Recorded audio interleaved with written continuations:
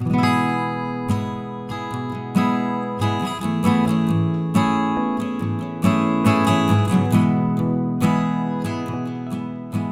não sei se você já percebeu, irmãos, que os escritores dos evangelhos, eles arranjaram as parábolas de Jesus de forma a nos ensinar preciosas lições. E aqui é exatamente isso que vai acontecer. Daqui a pouco a gente vai ler, mas você vai ver que Marcos coloca aqui 4 parábolas, em sequência, uma da outra. Isso não significa que Jesus proferiu essas parábolas em sequência, mas isso significa que Marcos, quando escreveu o Evangelho, colocou-as em sequência para nos ensinar algumas coisas. A primeira parábola é a parábola mais famosa e, como diz os comentaristas, é a chave para compreender as outras. É a parábola do semeador. Você conhece ela? Jesus diz que o semeador saiu a semear e uma parte caiu no solo compacto, a outra no solo rochoso, a outra entre espinhos, a outra numa terra boa. E depois Jesus faz uma coisa que ele quase não faz com nenhuma parábola, mas nessa ele faz. O que ele faz? Ele interpreta a parábola. Ele mostra nos seus ouvintes quem são aqueles com o solo compacto, quem são aqueles com o solo rochoso, quem são aqueles que o solo é semelhante a entre espinhos e quem são aqueles que o solo é uma terra boa e que produz fruto. Logo depois, você pode ver comigo, versículo 21 do capítulo 4, Jesus fala da parábola da candeia.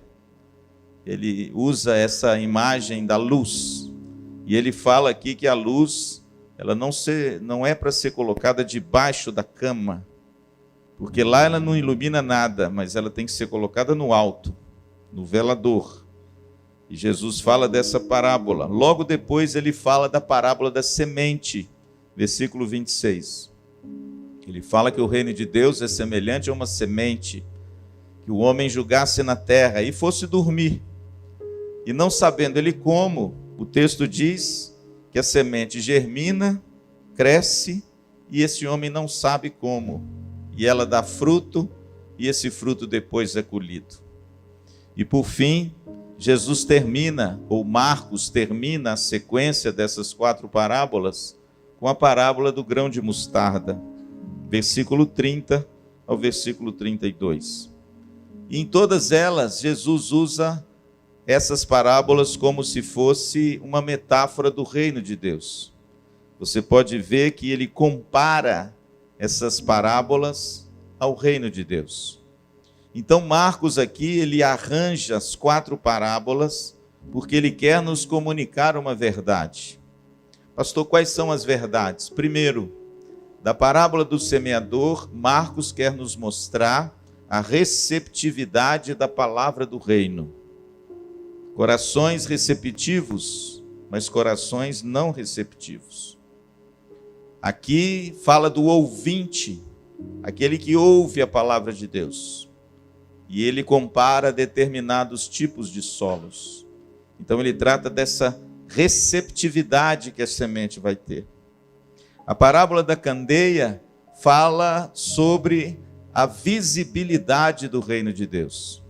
Fala sobre a manifestação do reino de Deus. É luz.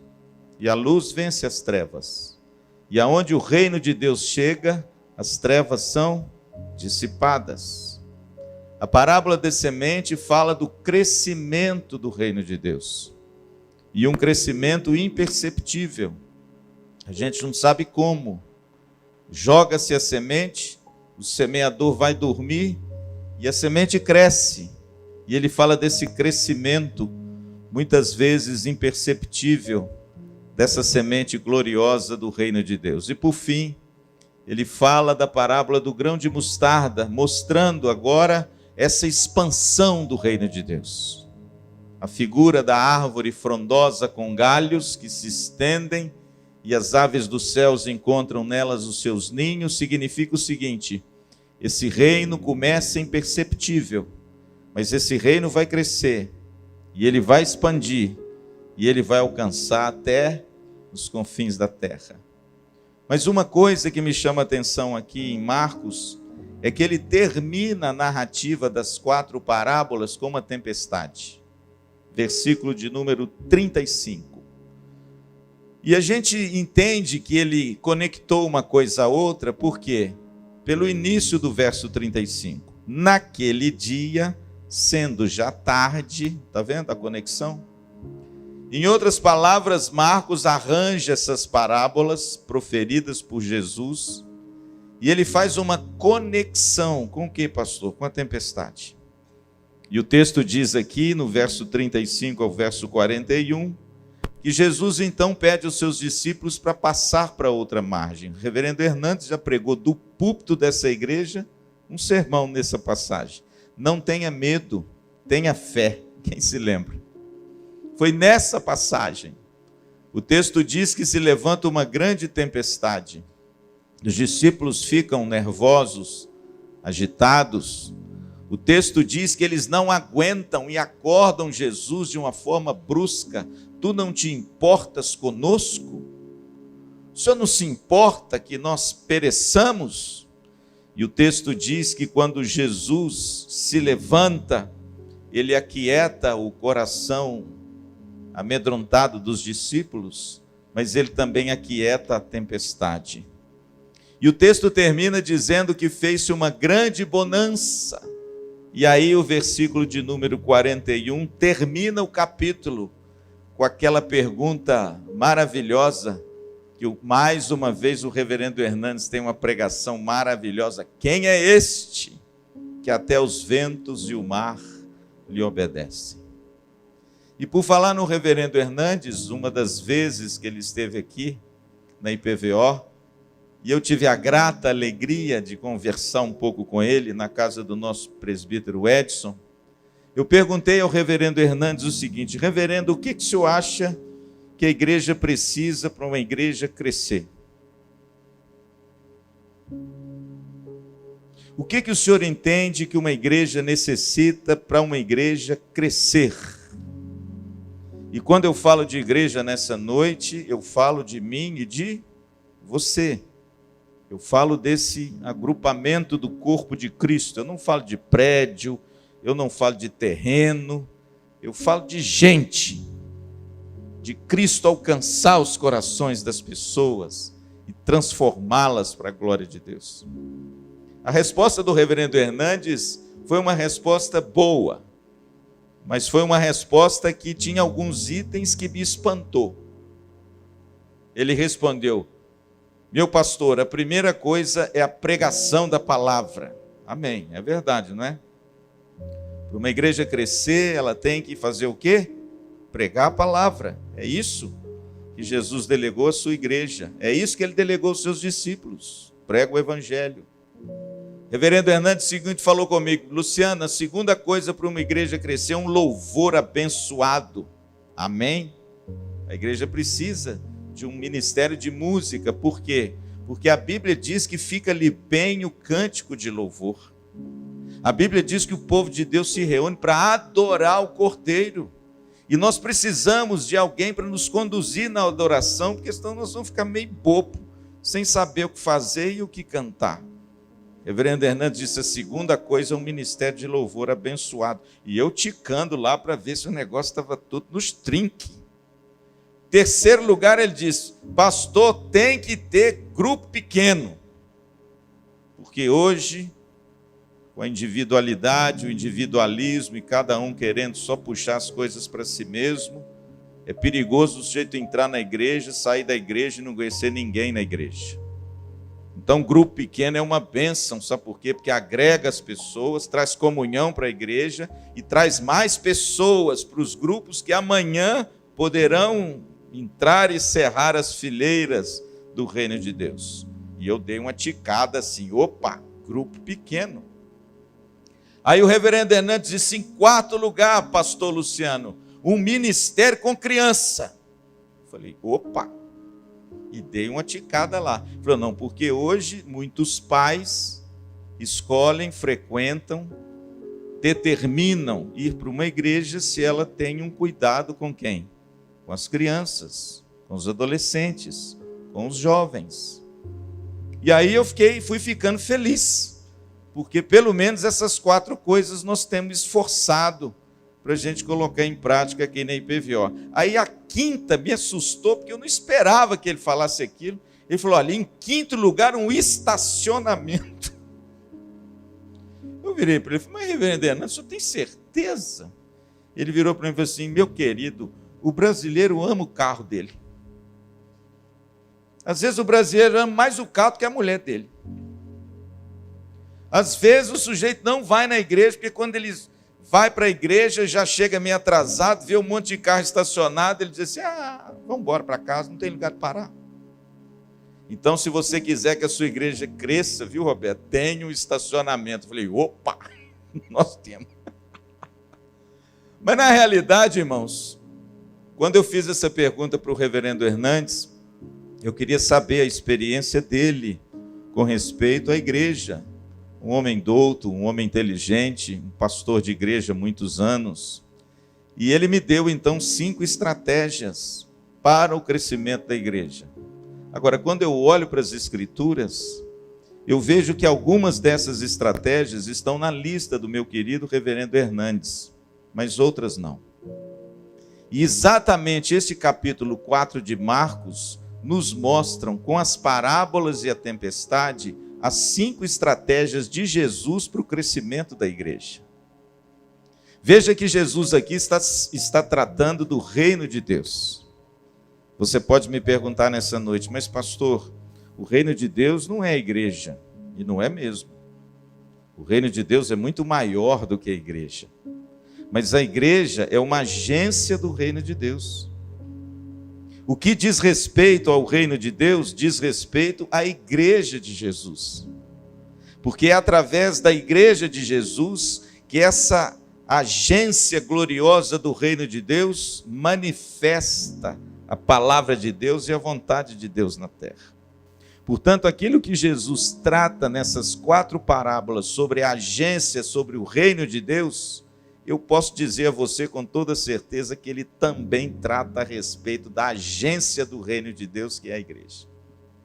Quais são as 5 estratégias de Jesus para uma igreja crescer? O que Jesus deixou para nós como palavra de Deus e como estratégias bíblicas para que uma igreja cresça saudável em número, mas em qualidade também? Você já ouviu essa frase que o pastor Luciano vai dizer aqui de púlpito? O pastor Dalmo já falou sobre ela, eu já falei sobre ela, de alguém que estuda o crescimento de igreja, e ele cunhou a seguinte frase: toda igreja saudável cresce, mas nem tudo aquilo que cresce é saudável. Pode parecer à primeira vista uma contradição, né? Mas eu digo a você que não há contradição nenhuma. Por quê? Porque as 2 afirmativas são corretas. Então é um paradoxo. São 2 afirmativas que são corretas, mas elas não se contradizem. Por quê? Porque tudo aquilo que é saudável cresce. E você sabe disso. Mas nem tudo que cresce é saudável. As 2 afirmativas são corretas. É por isso que elas são um paradoxo. Caminham juntas, mas às vezes elas não se cruzam, porque são um paradoxo. Toda igreja saudável cresce. Vamos repetir isso comigo? Toda igreja saudável. Quais são as 5 estratégias de Jesus Cristo demonstrado no seu ensino parabólico para o crescimento da igreja? A primeira estratégia de Jesus para o crescimento da igreja é semear a palavra. O reverendo Hernandes estava certinho. A primeira parábola que nós vimos aqui, capítulo 4, versículo 1 ao versículo 20, é a parábola do semeador. Ele começa com ela. Por quê? Porque o semeador saiu a semear. E ele depois explica que a semente é o quê? A palavra de Deus. O que Jesus está querendo dizer, irmãos, que foi dado à igreja um privilégio único. Qual é? pregar a palavra de Deus, semear a palavra de Deus. E quando a gente olha para essa parábola, a gente vê algumas coisas importantes nessa semeadura. Primeiro, a igreja tem que semear a palavra de Deus independente do tipo de solo. Essa parábola foi semeada nos 4 tipos de solo. Ah, pastor, você não conhece meu marido, o coração dele é muito duro. Semeia. Ah, pastor, você não conhece a minha esposa, aquilo ali é carne de pescoço. A sua não, a sua é doçura. Semeia. Ah, pastor, você não conhece a minha família, eles só buscam as coisas desse mundo. Semeia. Por quê? Porque em todos os tipos de solo, o texto diz que o semeador saiu a semear. O solo é compacto? Semeia. O solo é rochoso? Semeia. O solo está cheio de espinhos e dos cuidados desse mundo? Semeia. O solo é bom? Semeia. Pastor, enfim, quando é que nós devemos semear? Sempre. Não se esqueça disso. A primeira estratégia é semear a palavra. A igreja detém essa bênção grande, semear a palavra. Segundo, semear a palavra independente das circunstâncias. Por quê? Porque o texto fala de sol quente, o texto fala de espinhos, o texto fala de solo rochoso, o texto fala de circunstâncias desse mundo, do amor à riqueza, dos cuidados desse mundo, mas independente das circunstâncias, o que o texto diz? Semeia a palavra. Tem gente que só prega a Bíblia quando tudo vai bem. Tem gente que só é testemunha de Jesus quando está na bênção. Tem gente que só consegue falar de Cristo quando as circunstâncias da vida estão ok. Mas você sabe o que a gente aprende da parábola do semeador? Que quando o semeador saiu a semear, as intempéries da vida, as dificuldades do mundo, os cuidados desse mundo, a dureza dos corações, nada disso impediu o semeador sair a semear. O que a gente aprende com isso? Semeie independente das circunstâncias. Está passando por luta, meu querido? Quem não está, né? Está enfrentando dificuldade? Quem não está, né? Num mundo caído e corrompido como esse. Mas sabe o que a gente aprende dessa parábola? Você foi chamado para semear a palavra, independente das circunstâncias, amém? Mas o texto também nos ensina que nós temos que semear independente dos resultados. O texto diz que a semente que caiu no solo compacto, as aves dos céus vieram e roubaram a semente. E Jesus então diz que as aves dos céus eram quem? O diabo. Ele não quis que a semente brotasse e ele rouba a semente. A Bíblia diz que a semente que cai no solo rochoso, ela germina, ela nasce. Mas o solo é raso e logo tem a rocha. E quando vem o sol, queima a semente e ela então fica infrutífera, seca e morre. E Jesus explica: o sol são as adversidades e as perseguições por causa da semente. E muitos abandonam o evangelho quando a luta vem. O terceiro tipo de solo caiu entre os espinhos. E sabe o que aconteceu? Os espinhos cresceram e sufocaram a semente, que ficou infrutífera. Você conhece aquela tiririca, não conhece? Não é aquele... Não é aquele da televisão, não. Você conhece tiririca, não conhece? Tiririca é uma erva daninha, das mais agressivas, que dá em gramíneas. Elas parecem muito com a gramínea, ela dá em umas batatinhas, ela dá debaixo da terra e ela abre os tubérculozinhos. Aquilo ali, querido, é uma coisa dramática, que ela infesta aquilo ali, e se você não arrancar, ela toma conta de sua grama e acaba com tudo. Os agricultores aqui sabem muito bem o que eu estou dizendo. Jesus disse que uma parte da semente caiu nos espinhos e eles cresceram e sufocaram a semente. E ele explica lá na frente que esses espinhos são os cuidados do mundo, o amor pela riqueza, a soberba da vida, as luzes que esse mundo tem ofuscado o coração de tantos. E a Bíblia diz que a semente secou, morreu e não frutificou. Mas a última, o texto diz que ela caiu em boa terra. E ela germinou, e ela cresceu, e ela produziu a 30, a 60 e a 100 por um. Pastor, o que essa parábola nos ensina? Semeie independente dos resultados. Por quê, pastor? Porque o resultado é com Deus. Sabia disso? O reverendo Nicodemos tem uma frase numa pregação dele que eu acho fantástica. Ele diz assim, olha, não adianta você martelar na cabeça do seu filho, do seu adolescente, o que ele tem que fazer. Porque ele não vai te ouvir. Ele não vai mudar. E aí ele diz assim, mas martele na cabeça daquele que pode mudar o coração do seu filho. Entendeu? Em vez de você martelar na cabeça desse menino, ore a Deus. Porque só o Espírito Santo é que tem o poder de transformar o coração. Amém, irmãos? Pastor Luciano não muda ninguém. Você não muda ninguém.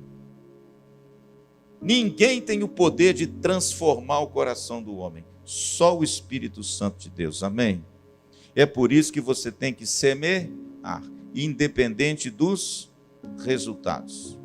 Tem um versículo bíblico que eu gosto muito, meu presbítero. Água mole em pedra dura, tanto bate até que fura. Está lá no livro das Heresias, capítulo 1, versículo 3. Em outras palavras, semeie, meu querido, não cesse de semear. Semeie independente dos corações. Semeie independente das circunstâncias. Semeie independente dos resultados, porque essa é a estratégia mais poderosa para uma igreja crescer. Amém? Posso te fazer uma pergunta? Você tem feito isso? A segunda estratégia de Jesus para o crescimento da igreja está na parábola da candeia. A primeira é semear a palavra, a segunda é iluminar a cidade. Versículo 21. Também lhes disse, vem porventura a candeia para ser posta debaixo do alqueire ou da cama? Não vem, antes para ser colocada no velador, pois nada está oculto senão para ser manifesto, e nada se faz escondido senão para ser revelado. Você já notou como as igrejas presbiterianas gostam de ficar nos bairros mais escondidos das cidades? Você já notou isso? Uma vez eu fui no Espírito Santo pregar numa igreja quando eu estava de férias. Eu não levei roupa de pregador. Eu levei bermuda. Encontrei com o meu colega de seminário na época, lá numa cidade do Espírito Santo. Ele me convidou para pregar na igreja dele. Eu falei, eu não tenho roupa. Como é que eu vou pregar na sua igreja presbiteriana? Eu não tenho roupa. Ele falou, pode deixar, pastor. Eu arrumo uma roupa para o senhor. Eu falei, esse negócio vai complicar. E ele então me emprestou uma roupa dele. Eu fui tipo um palhaço pregar. Porque a calça não era minha, o sapato não era meu, a camisa não era minha, a gravata não era minha, o blazer não era meu. Mas ele me deu aquela coisa. E eu fui pregar com aquele negócio. E aí nós fomos para a igreja dele. Quando nós chegamos na igreja dele, meu pastor estava cansado de tanto procurar a igreja. Eu olhei para a igreja e falei assim, escuta aqui, meu pastor, não tinha jeito dessa igreja ser no lugar melhor da cidade, não. Ela está escondida demais. Ela está escura demais. Ela está num cantinho demais. Sabe por quê? Igreja é agência do reino de Deus. Ela é luz para a cidade. Eu não estou dizendo, querido, que a igreja tem que ficar do lado da matriz, da praça principal, porque isso são eles que ficam, né? Nós não precisamos desses lugares. Mas sabe o que Jesus está dizendo? Para uma igreja crescer, meu pastor, ela tem que iluminar a cidade. E para iluminar a cidade, essa igreja tem que ter visibilidade, amém? A gente não coloca a lâmpada debaixo da mesa. A gente não coloca a lâmpada debaixo do armário, mas no alto para iluminar toda a casa. Sabe o que significa isso, irmãos? A igreja é a luz da cidade. E ela tem que dialogar com a cidade. Ela tem que ter respostas para a cidade. Ela tem que ser parceira da cidade. Ela tem que saber dos problemas da cidade. A cidade tem que contar com a igreja. E a igreja tem que contar também com os problemas da cidade. Para quê, pastor? Para responder a esses problemas. Pastor, qual a segunda estratégia de Jesus para uma igreja crescer? Iluminar a cidade. Vós sois o quê? A luz do mundo. Jesus não disse isso? E essa luz, querido, tem que se mostrar, tem que se iluminar. Você que é um crente, não seja um crente oculto. Não se esconda. Não se envergonhe. Não tenha vergonha do evangelho. Não tenha vergonha da luz que você carrega. Pelo contrário, ilumine. Ilumine. Eu louvo muito a Deus, irmão. Sabe por quê? Porque tanto na Betel quanto na IPVO, Deus nos dá a graça de ser parceiros, não é? Quantas vezes a IPVO acolheu a UPA aqui, como é que chama isso? É UPA que chama aqui? Posto de saúde. Atenderam aqui dentro da IPVO. Minha doutora, semana toda. Vieram aqui, pastor, o senhor podia nos ajudar? Nós estamos em obra, em construção, a gente pode usar a igreja? Opa! Não só usar, mas pode ser abençoado pela igreja, e a igreja pode abençoar o seu posto de saúde. Sabe o que significa isso, irmãos? Iluminar a cidade. Nossa congregação de Sarandi foi organizada. Amém? Amém, gente? Me ajuda aí. Em janeiro ela foi organizada. 26 anos de congregação. Quando o pastor Ed foi para lá, na rua da igreja, irmãos, tinha uma associação assistencial do lado da igreja e a delegacia de polícia. Primeira coisa que eu disse para o pastor Ed é o seguinte: meu pastor, o senhor vai para a igreja, não vai, vou para lá, vou pastorear aquela igreja. Então você vai fazer uma visita àquela associação assistencial que tem do seu lado e vai fazer uma visita na delegacia. Ele, pastor, vou lá. Falei, vai. Vai.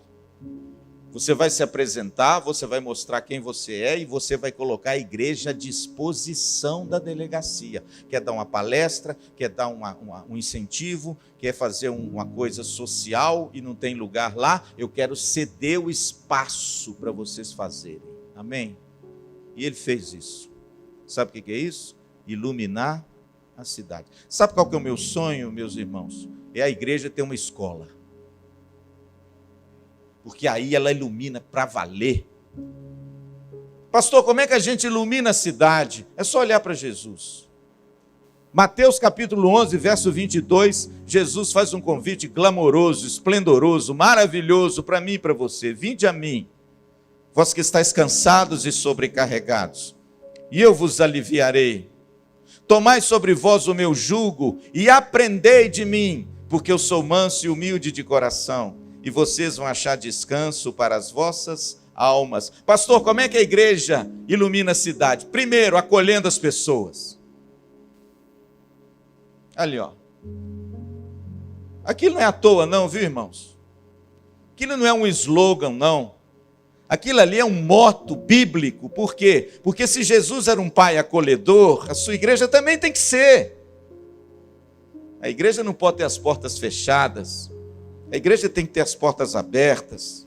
A igreja precisa ser um lugar de acolhimento de quem? Do órfão, da viúva, do doente, do endemoniado, daquele que não conhece a Cristo. Porque se a igreja não acolher, quem vai acolher? Mas a igreja tem que ser um lugar de aprendizado, amém? Aprendei de mim. E uma das grandes visibilidades e diálogo que a igreja tem que ter com a cidade é a igreja ter uma escola. Meu sonho, viu? Eu acho que eu vou morrer sem ele. Uma escola confessional, uma escola que pregue o evangelho, uma escola que ensine valores da palavra de Deus, uma escola que blinde o seu filho dessas porcarias que o mundo tem ensinado nas escolas públicas. Jesus ensinou e a igreja tem que ensinar. Jesus inspirou as pessoas. Sou manso e humilde de coração. A igreja, querido, para iluminar a cidade, ela tem que ser uma fonte de inspiração. As pessoas têm que olhar para a igreja e ver nela uma parceira da cidade, e não alguém que detém um orgulho espiritual de achar que é melhor ou pior do que os outros. Agora, infelizmente, irmãos, o que a gente vê hoje em muitas igrejas é que são inimigas da cidade. Tratam com desdém o lugar que estão. Não conseguem abrir a visão e expandir o reino de Deus, não apenas para o gueto pessoal da igreja, mas olhar os campos que estão brancos, preparados para a ceifa. Lembre-se, querido, você é a luz do mundo, e nós precisamos iluminar aonde Deus o colocou. Amém? Deixa eu te fazer uma pergunta. Daqui a pouquinho o culto termina. Daqui a pouquinho você vai para casa, toma um lanche gostoso, come a rebarba da feijoada. Daqui a pouquinho você chega em casa, toma o seu banho, liga a TV, assiste lá uma série, ou vai ler um bom livro, ou vai conversar com a sua esposa, ou vai comer um pão com salame, sei lá, você vai fazer qualquer coisa. Aí amanhã você vai acordar, você vai fazer a sua barba, você vai passar um perfume, se você for igual eu, você vai botar uma roupinha bacana e vai sair para o trabalho. Amém? Aí eu te pergunto, você é luz lá?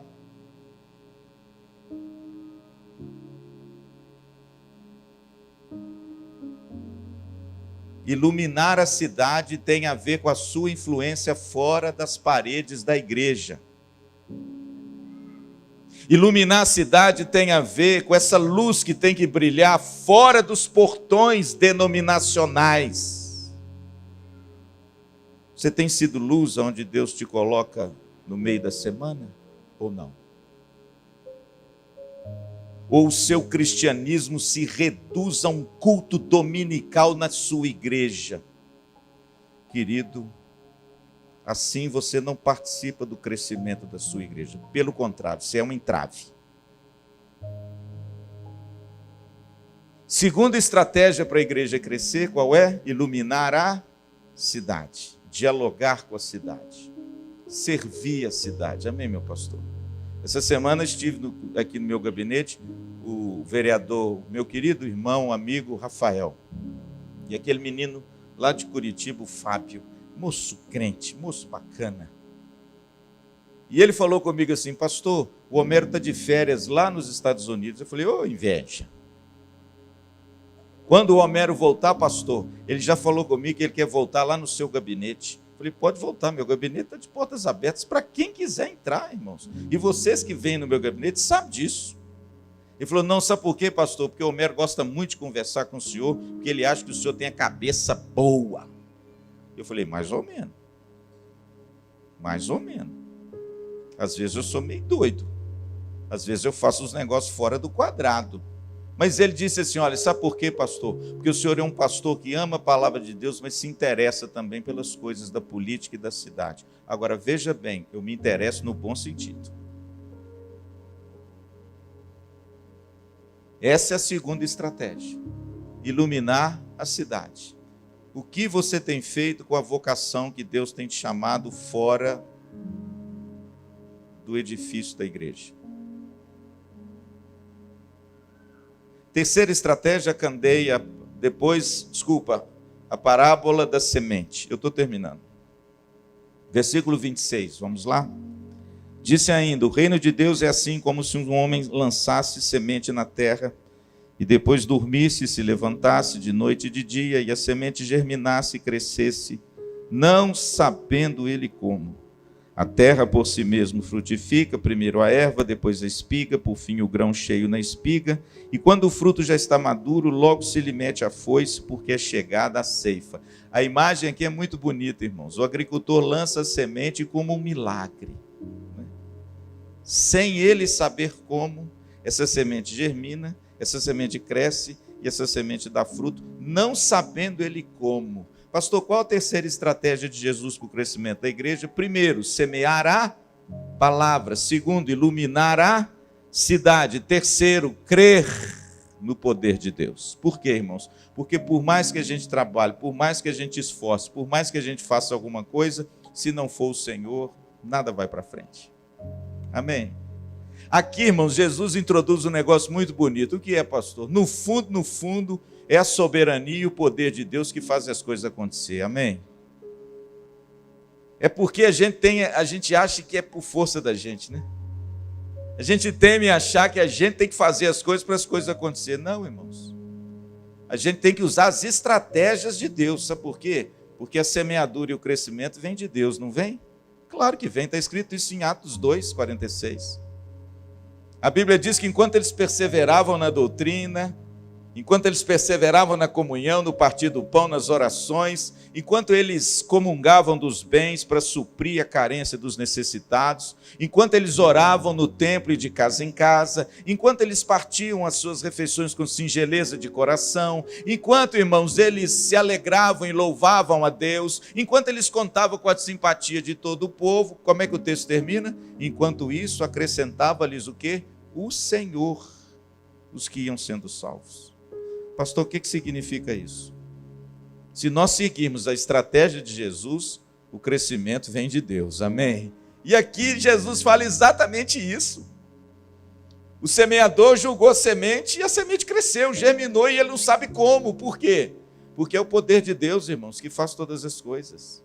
É a misericórdia de Deus, é a graça de Deus, é o braço de Deus que faz as coisas acontecer, amém? E não eu. Lembra de Jesus lá em João 15, 5? Sem mim, nada. E aí, irmãos, é muito bonito, sabe por quê? Porque por mais que a gente faça, por mais que a gente esforce, se o Senhor não estiver na frente, tudo é em vão, tudo se perde, tudo, irmãos, vira festim, fagulhas, nada é duradouro. Tudo aquilo que a gente faz, irmãos, empreende sem a graça de Deus, sem o poder de Deus, sem a misericórdia de Deus, sem a compaixão de Deus, sem a humildade para nos quedar diante de Deus, irmãos, vai se perder. É por isso, irmãos, que para uma igreja crescer, a gente tem que usar as estratégias certas, mas a gente tem que, antes de tudo, irmãos, buscar o abençoador, amém? Crer no poder de Deus, crer que agindo o Senhor, quem vai impedir, né? Crer que Ele está na nossa frente e que tudo, irmãos, que Ele concede para nós, no fundo, vem das suas preciosas mãos. Somos imerecedores, né, irmão? A força não está em nós, o poder não está em nós, a capacidade não está em nós. A semente por si só, olha o versículo que bonito, por si só, ou seja, é o poder de Deus, irmãos, que está inerente a essas coisas, que faz tudo crescer, germinar, brotar e dar vida. O que a gente precisa fazer, pastor? Crer.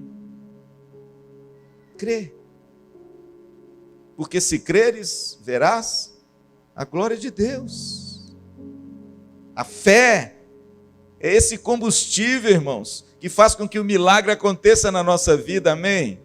Preguei lá para as irmãs da SAF, esse final de semana em Campo Mourão, a mulher cananeia, aquela que veio clamando atrás de Jesus, Senhor, me salva, tem compaixão de mim, a minha filha está horrivelmente endemoniada, tem misericórdia de mim. Só que o texto diz, irmãos, que Jesus não respondeu-lhe palavra.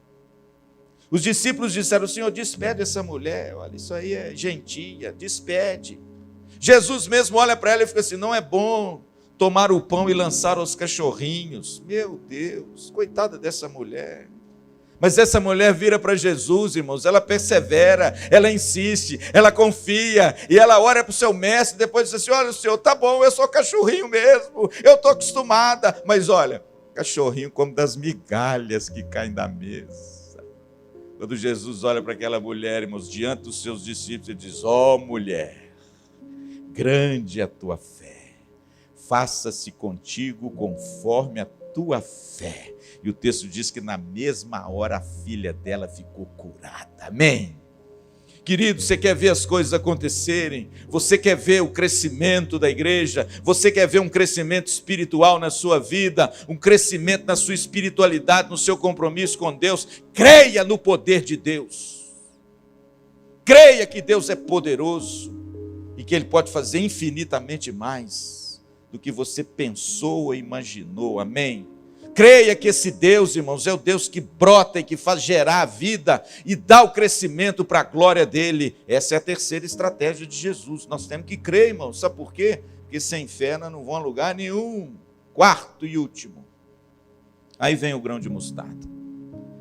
Reverendo Roberto Brasileiro, que é o nosso presidente eterno do nosso Supremo Concílio, ele pregou uma vez uma mensagem nessa parábola, não é, Roberto? É isso aí, maravilhosa. Versículo 30, disse mais: aqui assemelharemos o reino de Deus, ou com que parábola o apresentaremos? Aí Jesus fala assim: o reino de Deus é como um grão de mostarda, que quando semeado é a menor de todas as sementes sobre a terra, mas uma vez semeada cresce e se torna maior do que todas as hortaliças e deita grandes ramos. O segredo dessa parábola está aqui agora, ao ponto das aves do céu poderem aninhar-se na sua sombra. Quais são as estratégias de Jesus para o crescimento de igreja? Vamos lá, você que está aí ligadinho. Primeiro, semear a palavra. Você tem feito isso? Tem semeado? Independente? Semeado? Então você é um participante do crescimento da sua igreja. Segundo, você tem que iluminar a cidade. Você é luz do Senhor? Você dialoga com a cidade, com a cultura, ou você é daqueles crentes que se fecham e não quer saber de ninguém, não quer nada com ninguém, só quer olhar para dentro de si mesmo? Iluminar a cidade. Você ser um servo de onde você está. Dar o seu testemunho de luz, aonde Deus vai enviar. Amém? Terceiro, crer no poder de Deus. Não seja incrédulo, mas crente. Creia, porque se você crer, você verá um milagre. Amém? Creia no poder de Deus. Qual a quarta estratégia de Jesus para o crescimento da igreja? Investir no social. Investir no social. Pastor, parece que essa parábola não tem muito a ver com social, não. Mas tem tudo a ver, irmãos. Doutor Roberto Brasileiro, nosso digníssimo presidente, ele tem uma interpretação linda dessa parábola, e eu concordo com ele, meu pastor, porque eu já li isso nos comentaristas. Aves dos céus. Quem são as aves dos céus? Os gentios. Aqueles que não conhecem a Cristo. As aves dos céus na Bíblia são os gentios. Agora preste atenção nessa parábola sobre essa ótica. O reino de Deus é uma semente. Ela é pequena. Ela é invisível no início aos olhos do mundo. Mas uma vez semeada, ela cresce. Ela cresce. Ela cresce. E ela deita ramos. E as aves do céu vêm o quê? Aninhar-se. Aonde?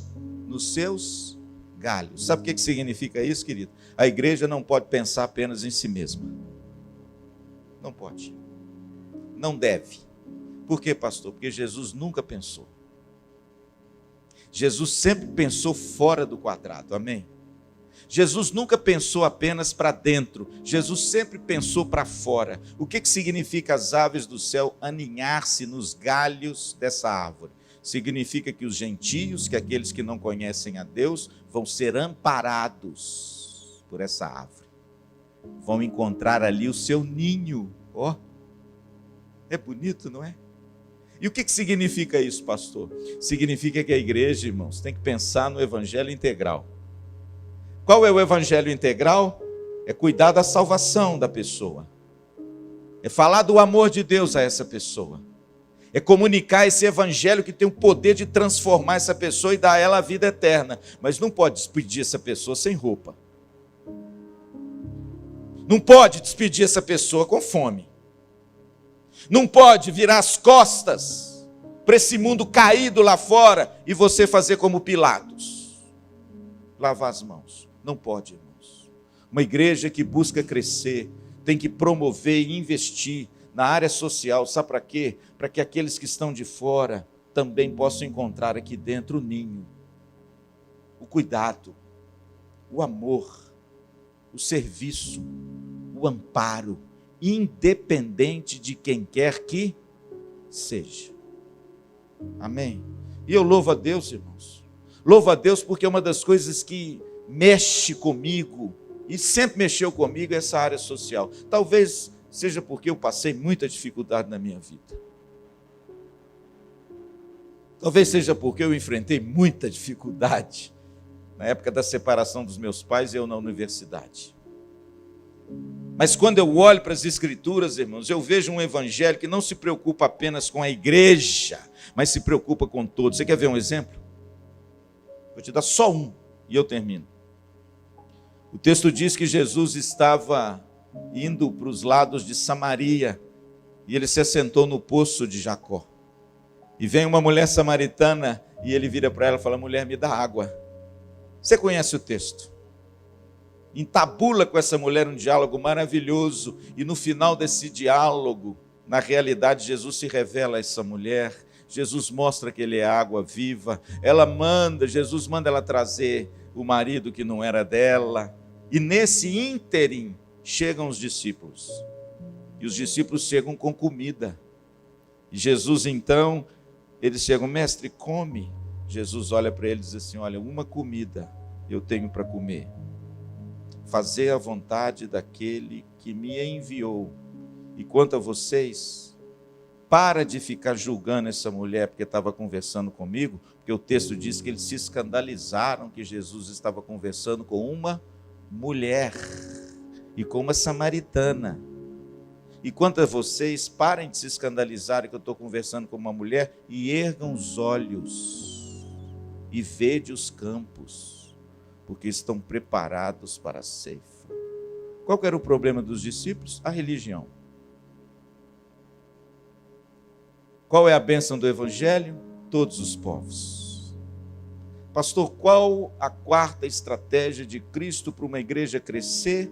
Promover ações sociais. Eu louvo a Deus, irmão. Sabe por quê? Porque a gente está lutando aqui na IPVO para fazer isso todo semestre, amém?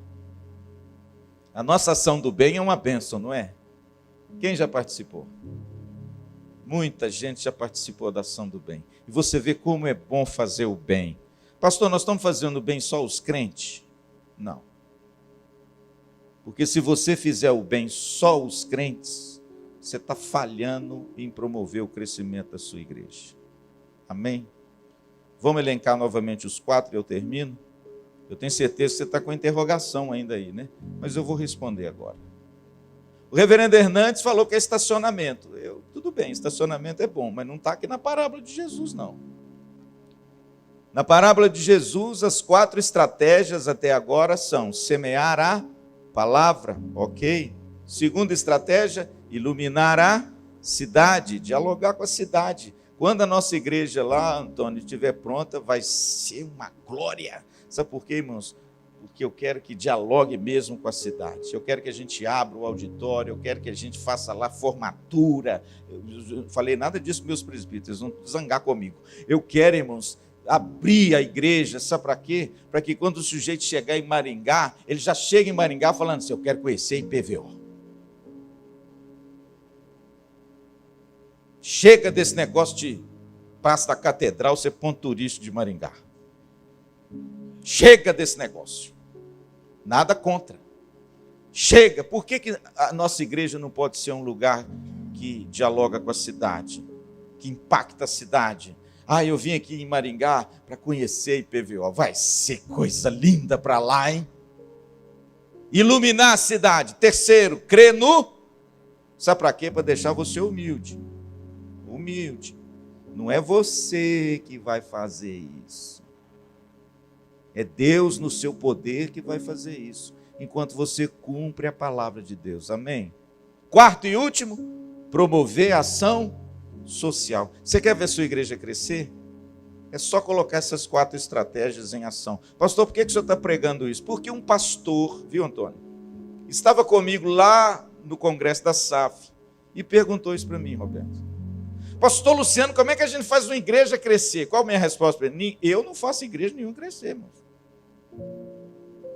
Deus me livre, eu não faço igreja nenhuma crescer, não. E nenhum homem nessa terra faz a igreja crescer. Por quê? Porque o crescimento vem de Deus. Agora, se você usar as estratégias de Jesus, a sua igreja cresce. Está aqui. Pastor, mas e a tempestade? A quinta estratégia. E essa, irmãos, é tão importante. E tem gente que se esquece dela. E ela não é parábola, mas ela foi arranjada no fim das 4 parábolas, Roberto. Não é à toa. Deixa eu te mostrar uma coisa. O que significa na Bíblia tempestade? Claro, dificuldades, problemas, conflitos, não é? Tempestade na Bíblia significa perturbações, dificuldades, problemas. Por que Marcos insere essa passagem da tempestade no final das 4 parábolas sobre o crescimento do reino de Deus? Porque Marcos sabia que quando os discípulos fossem ao mundo, eles enfrentariam o quê? Problemas, conflitos, por causa do mundo e por causa do pecado próprio. Mas aí o texto diz que Jesus está no barco. O texto diz que Jesus é acordado. O texto diz que ele dá uma ordem. E olha o que o texto diz, versículo de número 39. E ele, despertando, repreendeu o vento e disse ao mar: acalma-te, emudece. O vento se aquietou e fez-se grande bonança. Pastor, qual a quinta estratégia de Jesus para o crescimento da igreja? Resolver conflitos. Está vendo? Conflitos vão surgir. Por quê? Porque eu estou aqui. E você está aí. Mas como é que a gente promove o crescimento da igreja em meio aos conflitos? Resolvendo os conflitos. E como é que a gente resolve os conflitos? Indo até Jesus. Pastor, por que tem muita igreja que não cresce? Porque quando surge um conflito, a pessoa prefere sair. Porque quando tem problemas entre presbíteros e pastores, os presbíteros preferem demitir o pastor. Porque não querem resolver. Preferem sair. E aí sabe o que é que acontece? Não resolvem os conflitos. E sabe o que é que acontece? Os conflitos se perpetuam. Você quer crescer diante de Deus? Resolva os seus conflitos. Tenha coragem de resolvê-los. Em amor. Aos pés de Cristo. Levando a tempestade a Cristo. Senhor, tu não te importas que pereçamos? E aí Jesus vem ao nosso encontro. Pastor, qual a maior riqueza que uma igreja tem? Cristo. É a maior riqueza. Vá a Ele quando surgirem os conflitos. Segunda maior riqueza que uma igreja tem, uma liderança piedosa. Ai, irmãos, por quê? Porque quando surge um conflito, Cristo nos ajuda a resolvê-lo. Amém?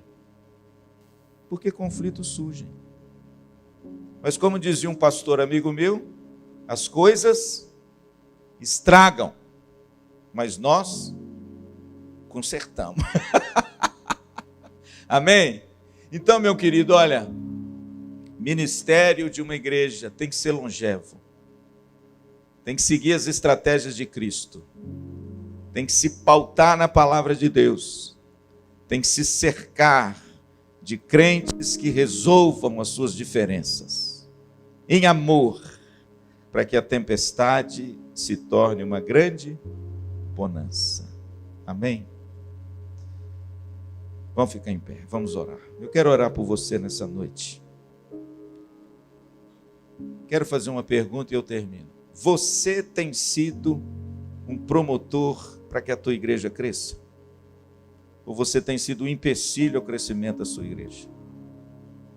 Quem sabe essa noite você possa tomar uma decisão diferente. Quem sabe nessa noite você queira tomar uma decisão de ser um promotor para o crescimento dessa igreja. Quem sabe você nessa noite tem sido alguém que tem impedido o crescimento dessa igreja. Pastor, a gente faz a igreja crescer? Não, mas a gente impede o crescimento dela. Quem sabe nessa noite Deus colocou no seu coração algo que às vezes você tem deixado de fazer e você tem impedido essa igreja de crescer.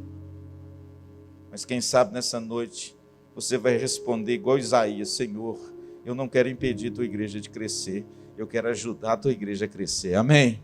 E eu quero orar por você. Louvado seja o nome do Senhor.